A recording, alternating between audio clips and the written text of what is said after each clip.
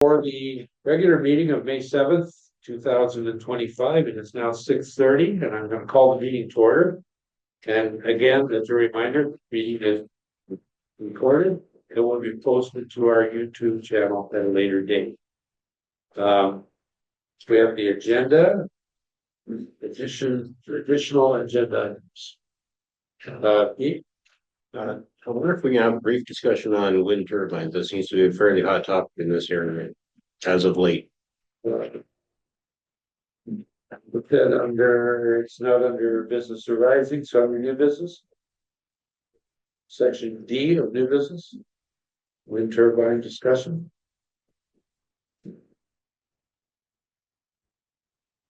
Anyone opposed to that? We'll add that as an additional agenda item under D of new business. Okay. Anything further? Approval of the agenda. Motion of the board of directors approves the agenda as circulated as amended. Sorry, as amended. Mover seconded. Pete and Deborah.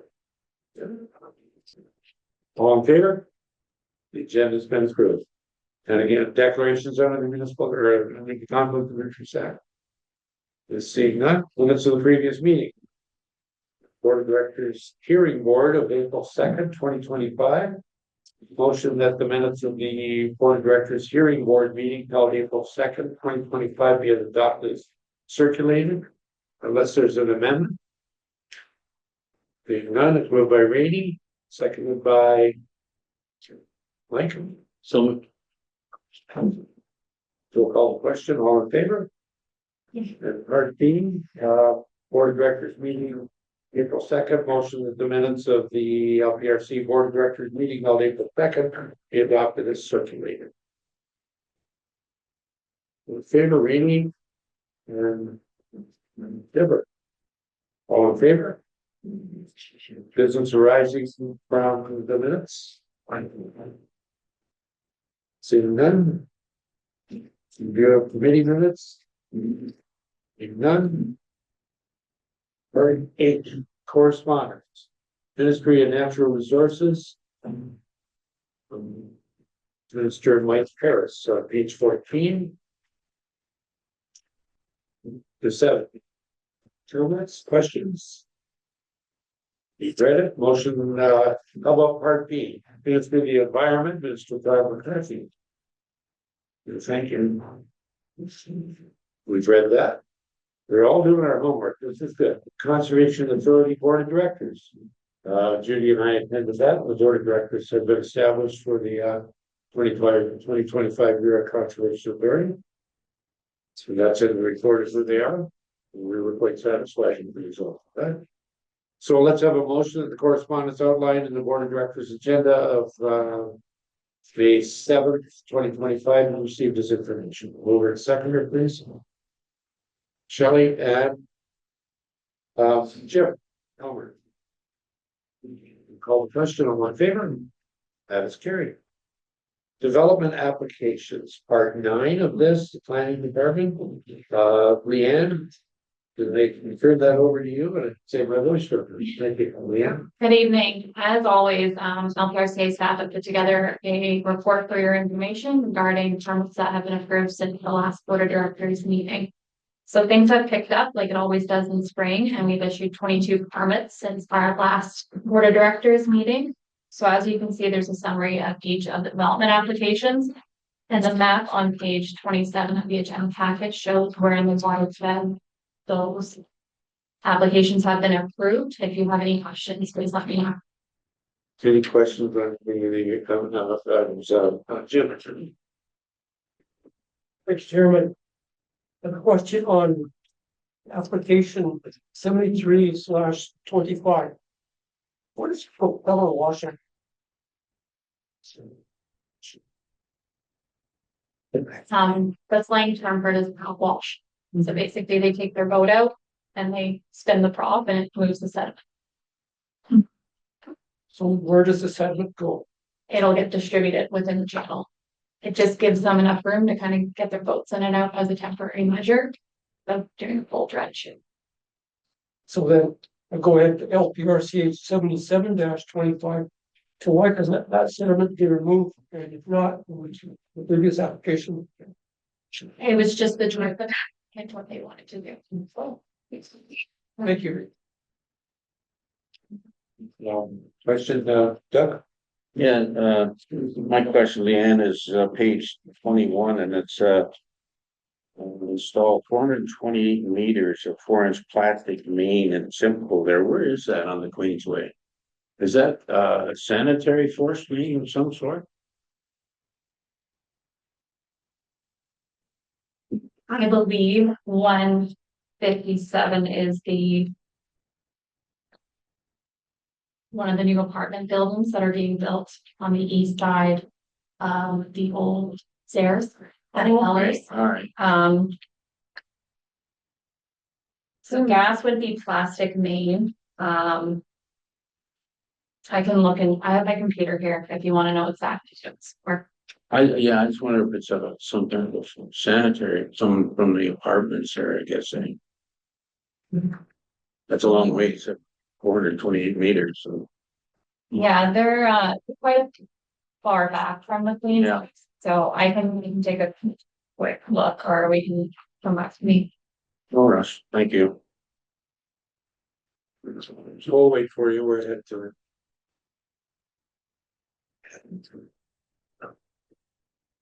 Tom? Thank you, Mr. Chair. Just maybe pursuant to board member Palmer's question about the prop wash and Dan's explanation. Yeah, that's taking place in the Port Rowan Harbor Marina. And the reason the prop wash is required is that marina requires major dredging project, which can't be done immediately. There's a number of other permits that have to be required for that. So as a short-term solution to allow boats to enter their boat slips in the harbor, they're going to conduct this prop wash, which will take about 18 inches to 2 feet of the sediment so that boats can get in. In the fall, a major dredging of the entire harbor is going to take place. This is a short-term fix. Thank you, Tom. That's it's good information. Thank you. Thank you for that. Yeah. So it is for Enbridge Gas. So it is a gas. To the apartments. And then new opinions on east of Joel. Thank you. Jim? Thank you. I have one further question. This is on application 22/25. Is to deal with removing a culvert in Oxford Road 14. Do you feel the length of time that it's going to take to do this work? Or you're going to do it however long it takes? Just for clarification, are you asking about like timing windows or the duration of validity? Hold on. So when we issue a permit, it's good for 2 years. So they have 2 years. Okay, to get it done, but not to do the work. They can, anytime in the next 2 years, they can do the work. But that's up to the township. They just wanted the permit from you to see that the work is approved. But the timing has nothing to do with you. Just the deadline of 2 years after the consummate. Thanks, man. It's good question. Any further questions? Good report. Thank you.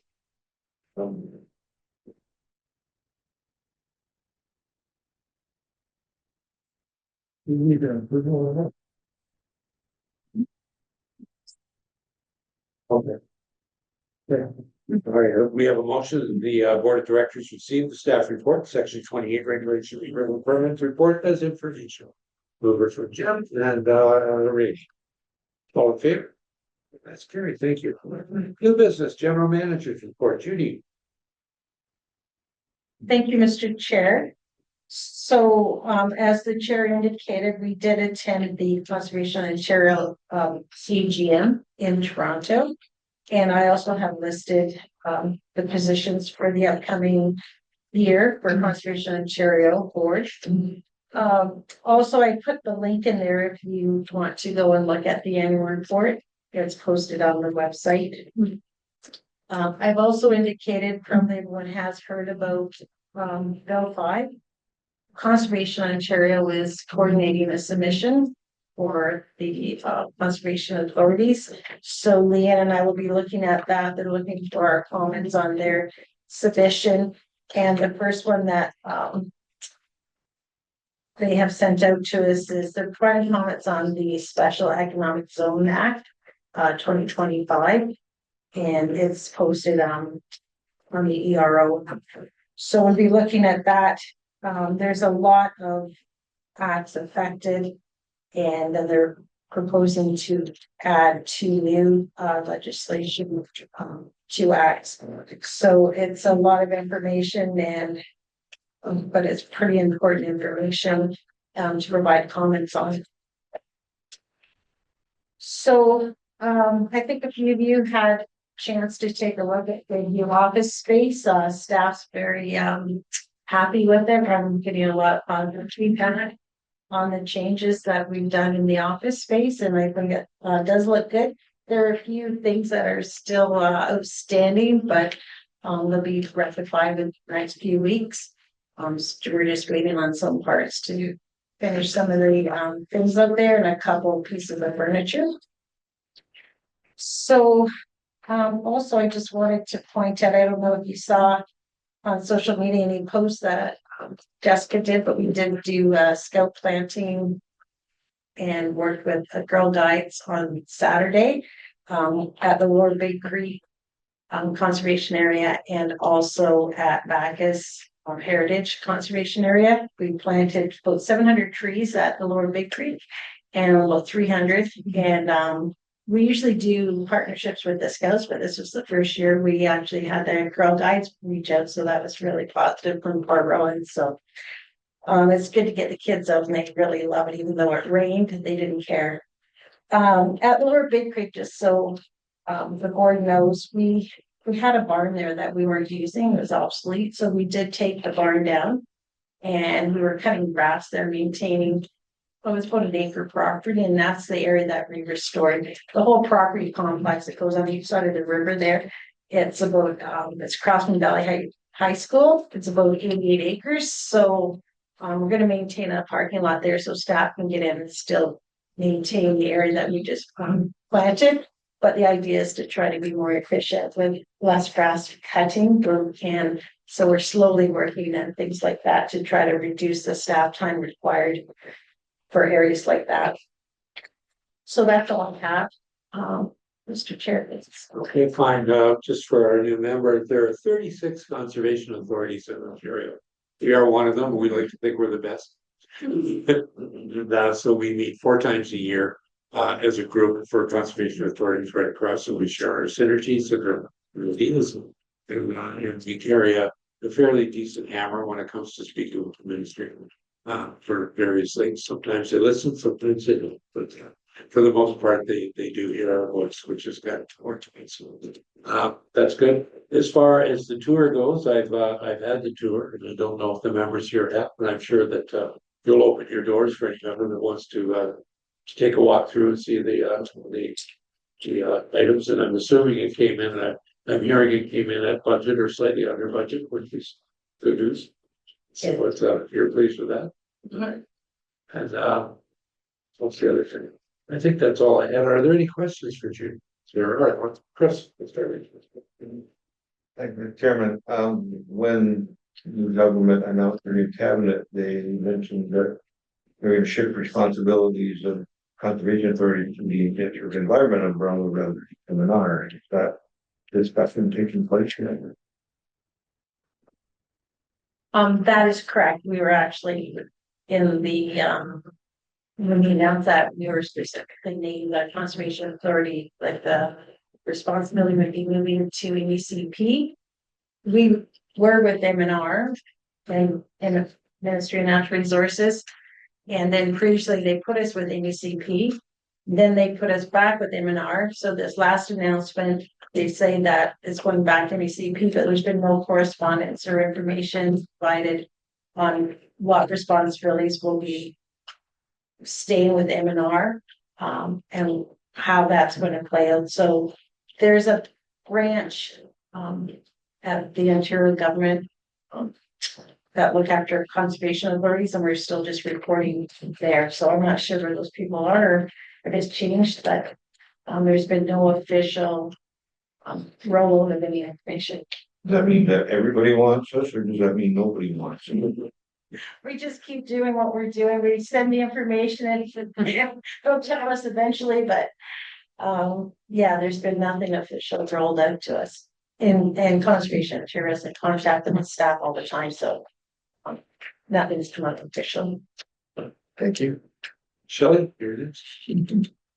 Thank you very much. So through the chair, I just wanted to add about Bill 5. Actually, Bobby Ann put it on her Facebook page today that the committee intends to hold public hearings in Toronto on Thursday, May 22nd and Monday, May 26th. Interested people who wish to be considered to make an oral presentation on Bill 5 are required to register by 2 p.m. on Monday, May 12th. Now, those who do not wish to make an oral presentation but wish to comment on the bill may send a written submission by 6 p.m. on Monday, May 26th. It's for everyone's information. Thank you for that. I think, you were next. Yeah, just a little question, Mr. Chair. Thank you. Judy, you talked about the Lower Bay Creek Conservation Area, and you've planted that area over now in order to reduce maintenance. Yeah, so we that was one of the scout plantings, so we put in 700 trees there. So, was there any public activity on that land or not? In terms, like it's conservation area, is there walking trails? Is there any of that sort of activity there? So there are some, there's more activity on the other side at the court. There is a road and we have another parking lot on the corner.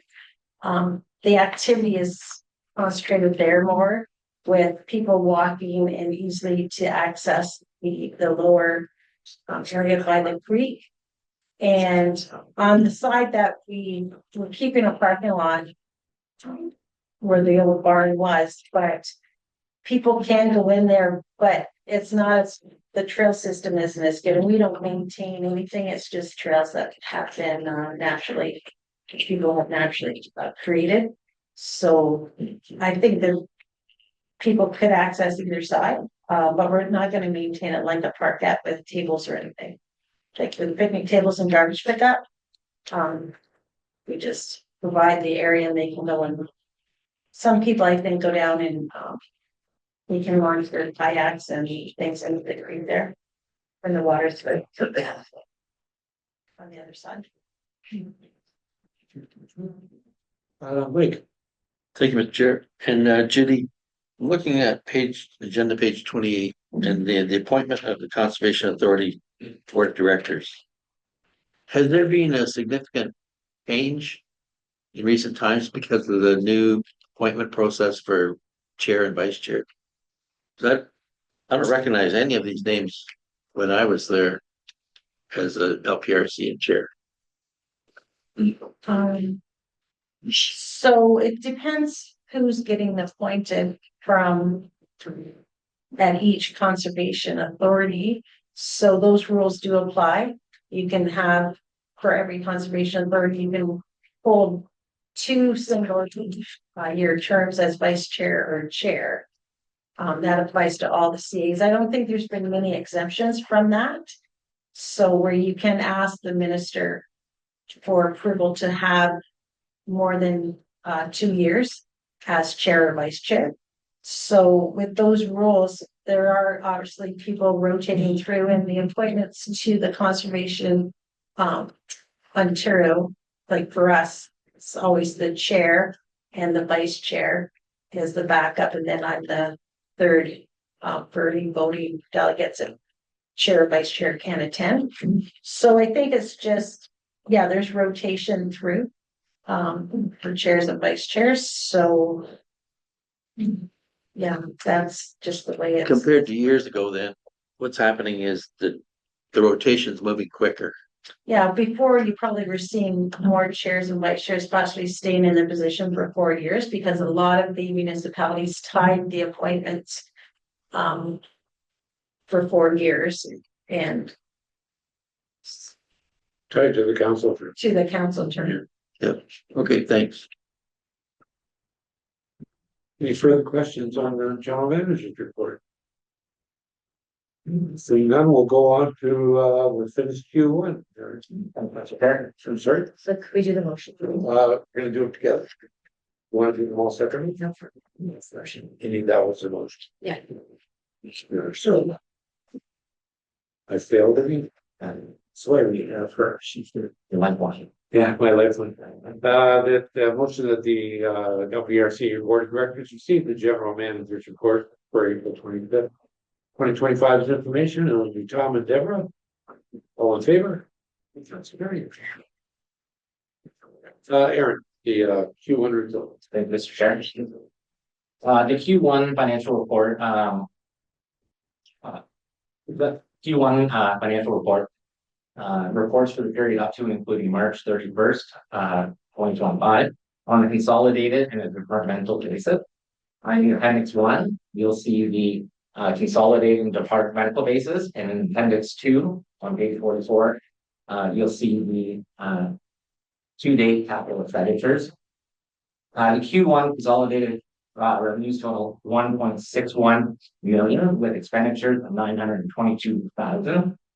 This resulted in a surplus of 694,000 per quarter. Revenues have decreased slightly by 83,000 on a year-over-year basis, or 4.88%, and the expenditures have decreased 9,000 or 1% for the in comparison to the prior year. The operating surplus of 694,000 for the period up to and including March 31st, 2025 is $73,631 less than the surplus of 768,000 in the prior year. Planning user fees of $46,259 are down 5.5% through the first 3 months of the fiscal in comparison to 2024 user fees. Planning staff are responding to 17 learner inquiries, issued 44 permits, participating in 22 reviews and 5 consultation pre-cons. The forestry program has issued and awarded 2 of the 3 planned tenders through the first quarter, resulting in 256,000 in revenue with a budget for the fully fiscal of 310,000. Seasonal camping revenues at March 31st total $395,682 in comparison with 400,000 in 2024. At the end of the first quarter, 120 seasonal camper applications and payments have been processed. In 2024, we had 455 seasonal campers through the whole year, and it's anticipated to have a comparable number this year for the whole fiscal. Overall, the authority is in a positive position for the period up to and including March 31st, 2025, with a surplus of $694,233. And the authority is expected to remain on budget for fiscal 2025. This is the end of my report, and if there's any questions from the board, I'd be glad to take them. Any questions for Aaron? Chuck? Yeah, just left out the 17 lawyer inquiry. Is that typical?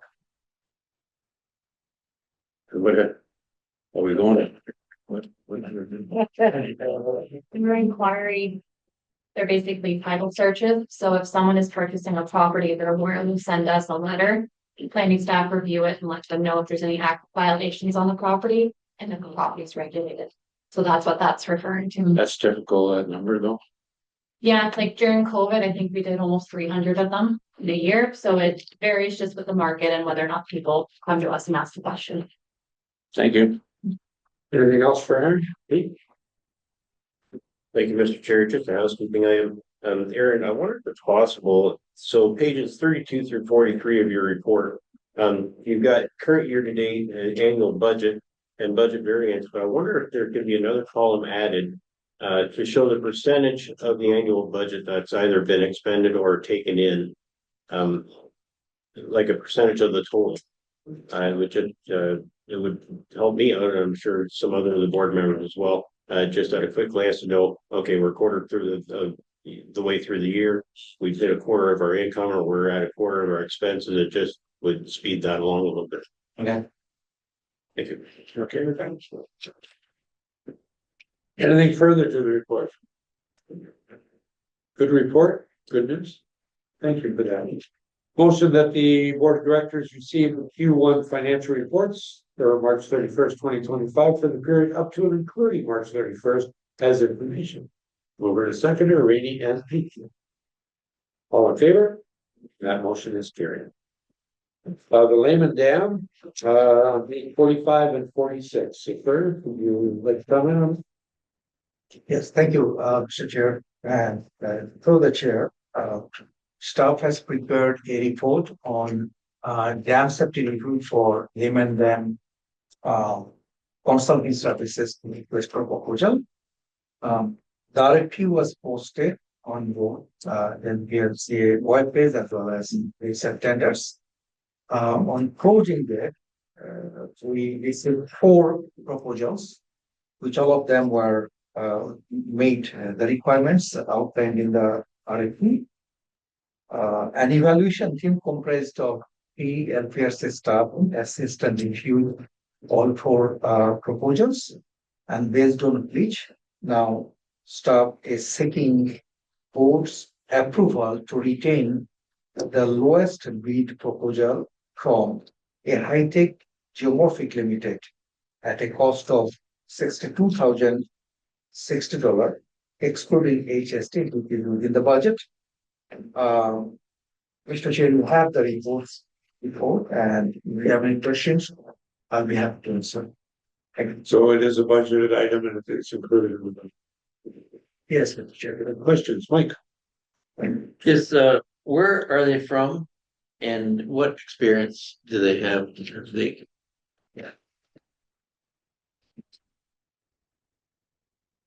Through the chair, they are from well-built, high-tech geomorphic limited. And they have, as I mentioned, Mr. Chair, proposal, all 4 proposals made the requirements outlined in the RFP. From the point of proposal completeness and quality, qualifications, experience, understanding, approach and methods, cost and schedule. These are 5 main criteria we evaluated the proposal. I just asked that question because they're considerably less than the next highest price. Next lowest price, it should say. And just to understand, so yes, this is the worst and it is lower than the highest proposal by 50%. But as I mentioned, we reviewed based on all 5 criteria, and staff assessed that a high-tech geomorphic limited with the lowest price would be the most advantageous to the authority. Okay, thank you. So they met the matrix of what you're saying, for what you're putting to. But yes, But Yeah, just for clarification, Mr. Chairman, I'm looking at the background information in your report, and I guess I'm a slow learner, but am I reading this right? There were 5 projects approved, but this particular one was budgeted at 100,000. If we were getting 50,000 from Weki, yes, so our cost for this will be $12,000. Is that the way it works or no? How's it work? thank you. Through Mr. Chair, yes, 50% of spent money. 50%. Yes, 50% of $62,060. Okay, that's where I was confused. So when you say 100,000, That was was it just for this particular project, or is that for all 5? So maybe just to clarify, so when we put the applications into WECI, which is through the Ministry of Natural Resources, we have to put a cost estimate. Yep. So based on past experience, we used 100,000, but now with this RFP, it's coming much lower. We did check references and, they have done work for other CAs. So, we did get a positive review, from another CA on this type of work. So, we did question with the price being lower, but we thought we really have no reason to disqualify this. So Sacred has agreed to, we'll go forward and we'll manage this project and if we'll see what they can do because we don't have any reason to disqualify it, but so when we get our project approved, then once we put out the RFP, we have to then report back to M&R. And then if there's always adjustments because nothing ever comes in on exactly what you budget. So we do have some room to expense staff time within reason that are spent on this type of project. So Aaron will make sure that we maximize as much as we can, that we'll be returning the whole difference to WECI, but there could be some money that, well, it's not really being returned because we haven't received it yet, but there'll be an adjustment. So it's 50% funded, Yes, it's 50 not cent dollars. 50,000. Yes, it's 50 cent dollars, always WECI is. Okay, so that's 50% on the 62,000. Yeah, and then we'll charge some staff time there, so we'll try to maximize as much funding as we can. Okay, so the other 4 projects, where do they fit in? The other 4 projects have their own budget. Budgets? Okay. Yes, All right, yes, absolutely. just the way it was written, it was probably a little confusing. Oh, okay. Thank you. All right, any further questions? There's not seeing any, we'll read the motion that the LPRCA Board of Directors approve retaining either check, geomorphic for engineering services to undertake a dam safety review of the LPRCA Lehman Dam at a cost of $62,060 exclusive of HSD. Mover and the seconder, Jim. And Shelley. Further question? Being none, all in favor? That motion is carried. Okay, with this, we need to move into closed session. Sorry? Wind turbines, I'm sorry, you're right. Sorry, Pete. I'm all over the nature. Wind turbines. Pete, you wanted to discuss wind turbines, just some questions or comments on it? A little bit of both. So this evening, I'm missing a meeting in Brownsville right now. It's a community-based meeting. There's been a very large wind project proposed for wards 1, 2, and 3 in Southwest Oxford, and also 1 and 2 in Malahide. I'm sure Board Member Weiser is well familiar with that as well. Last week there was an information night in Springfield as well as in Brownsville. Tonight there's a community-based opposition meeting in Brownsville, and another tour night in Springfield. I just wondered if staff has any direction in terms of wind turbines. In particular in Ward 2, my ward in Southwest, we have the Durham wetlands in that area.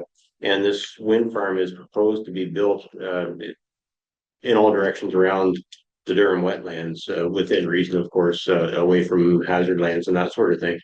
But I'm just wondering if staff has any information, documentation as to the effects of turbines on the local environment, and whether there's any guidance that they could offer to the two of us in particular as we face this issue in our communities. And this is not new. I mean, if this happened 20 years ago or some 20 years ago, what had happened prior. So I guess that would be directed at Judy. Thank you, Mr. She'd like to redirect. Well, I'm just thinking, right now, I don't think that we have ever had any information or had reviewed. The only time we would be consulted on projects like this would be if it was in a regulated area. So maybe Leanne, do you have any information? Have you had in the past, do you know if we've had, this type of report? So in the past, I have never dealt with wind turbine project, but Bonnie Trapner, who was here. I know she was involved in conducting the approvals for ones down in Houghton in Norfolk County. But basically, from our point of view, regulation point of view, we were just making sure that they're far enough away from the shoreline that their lifespan would last longer than the eroding shoreline. So when it comes to any studies or anything, we don't have anything in-house. But I can kind of poke around and do a little bit of research and see what we can find. I guess what I'm kind of getting at is as an elected actually in that area, I hear a lot of concerns from a lot of people, but that doesn't necessarily, it's not necessarily based on fact. And so I'm at a loss as to where to gather information from that's factual, that's possibly peer reviewed, as to, you know, the effects of sound, vibrations, all those sorts of things that you hear about, read about in all the public opinion and on social media. And I want to make a right decision as an elected official. I just wondered if you folks had dealt with any of that and whether you would have any concerns about something like the Durham wetlands having very large structures built in very near proximity. So yeah, I can appreciate wanting to have information peer reviewed. So like I said, I can dig around to see if there's anything in our library that talks about kind of previous wind projects. I can also talk to a few other people, planners and different conservation authorities that have maybe dealt with this from a regulation point of view. So now for wetlands, we only regulate 30 meters from the boundary of that wetland. So if those wind turbines are going to be built further than 30 meters, they don't need a permit from us. If they are within those 30 meters, all I can look at when it comes to wetlands is the hydraulic function. So whether or not that wind turbine and the infrastructure underneath of it, because it's quite large underneath of it, is going to negatively impact the hydrology of that wetland. So I can't look at birds, toads, any of that type of stuff. So they would have, that would be the test for us to have a permit. Thank you. Interesting. Okay, Shelley. I would just like to add, maybe you should look at Dresden, Ontario. They are having issues with wind turbines contaminating wells. So if you look to Dresden and find some information there. As well, in Haldeman County, we have a moratorium on winds. So I could send you that report if you would like to look at it. And I also have a lot of information about wind turbines and how much energy they produce, and I can send you those links. That'd be great.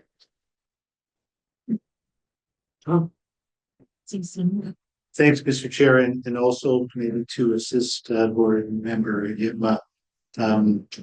I would advise that you not try to reinvent the wheel.